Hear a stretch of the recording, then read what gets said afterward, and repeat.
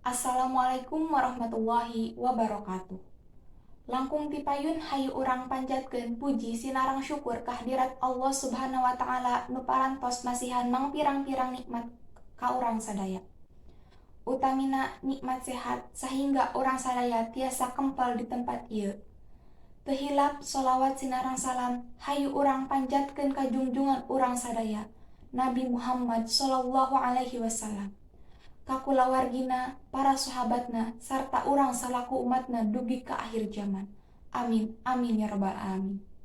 Hadirin sadayana anu kusim kuring dipika hormat. Dina zaman pangwangunan ayeuna, urang sadaya ngartos yen hasil pangwangunan anu urang kahontal dinten ayeuna mangrupikeun hasil tina kerja keras para pamimpin negara. Kerja keras sadaya pejabat pamarentah ti luhur dugi ka handap sareng oge kerja keras urang sadaya salaku warga negara Indonesia.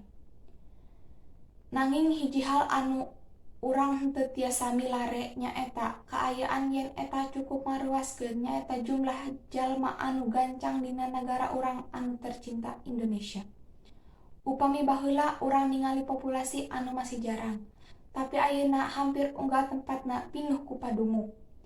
Nah anjeun tiasa ngabayangkeun kumaha sempit sareng langkung sesah usaha urang pami panduduk urang terus nyeueuran. Khususna kapadatan di Pulau Jawa. Kaayaan ieu ngadorong pamarentah pikeun nyoko kana kabijakan program parencanaan kulawarga nasional atanapi nu sok disebat program KB. Sababaraha tujuan utama dina pamarentah ngayakeun kagiatan KB di antarana. Nu kahiji, nangtukeun waktos kalahiran anu dipika hoyong. Nu kadua, ngajaga kasehatan sareng ngirangan maotna indung orok jeung orokna.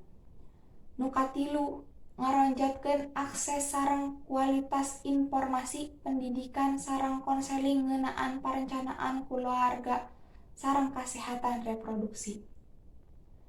Hadirin anu dipihormat, upami sakumna penduduk Indonesia ngalaksanakeun program KB ieu, maka kuring yakin yen tingkat kamajuan pangwangunan urang ayeuna bakal ningkat langkung. Kasejahteraan kulawarga ieu bakal ngagambarkeun karaharjaan masyarakat anu pamustunganana nunjukkeun karaharjaan sadaya masyarakat Indonesia. Kitu pedaran biantara pondok kuring dina raraga ngajantenkeun program sukses KB.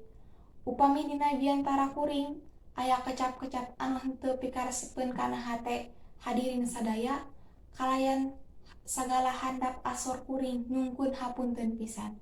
Kuring teu hilap ngahaturkeun nuhun pisan kana perhatosanana. Wabillahi taufik wal hidayah. Wassalamualaikum warahmatullahi wabarakatuh.